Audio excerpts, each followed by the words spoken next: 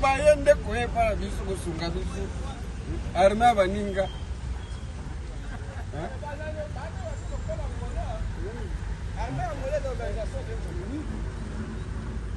Bon, armée baninga. Oya bino ya kolunga kaka, kaka. Donc Congo est un pays organisé. Armée baninga. Bon, logistique ya baninga. Bon, logistique ya baninga, logistique ya baninga, renfort ya baninga. Service à brigade.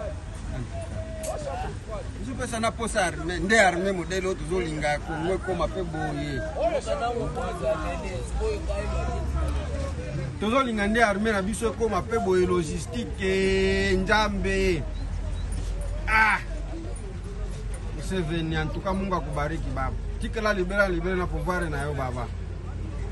En tout cas Museveni tikala santa tutembele kuna na Uganda. Nde logistique ya baninga ya ngoyo. Logistique ya baninga ya ngoyo. Relève salemi renfort ye. Armée ya ngoyo. Ah.